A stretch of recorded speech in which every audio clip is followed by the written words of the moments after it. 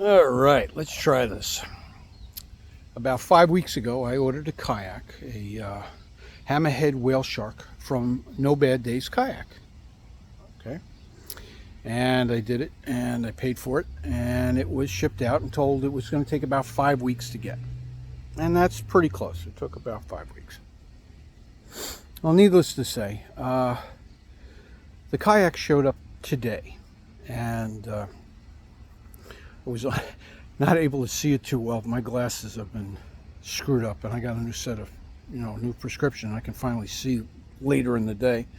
But anyway, the kayak was brought, and it was supposed to be brought by truck from Fragile Pack, which is basically like a furniture moving store. And, they bring it and make sure there's no damage to whatever. But that's not the way it showed up. It showed up on a Mescal truck.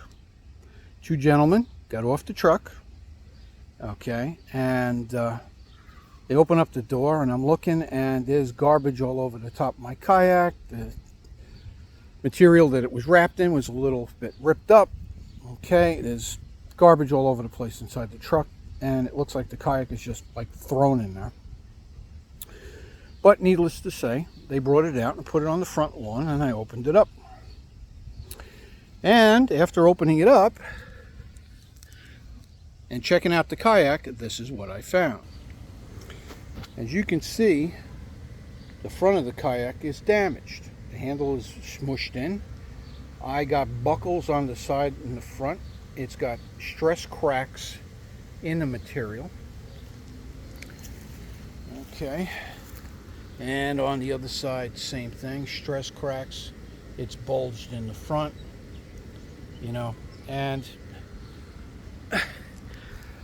needless to say, I'm not a happy camper. I called up No Bad Day Kayak, and I spoke to David, very nice gentleman, on the phone, and he was going to get a hold of Forrest and have him call me back, but that was many hours ago, and I still haven't gotten a call back. Sent him a picture of the truck, all the damage to the kayak, and so forth. Now, these guys came, I opened it, I put down on the paperwork the damage that was done, signed for it, they left. But I didn't realize until I got these today how bad that is, because with those stress cracks in the front, that's not a good thing.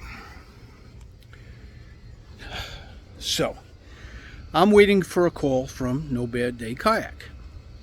I sent him another email a little while ago telling him that for $1,800 I'm not going to accept this.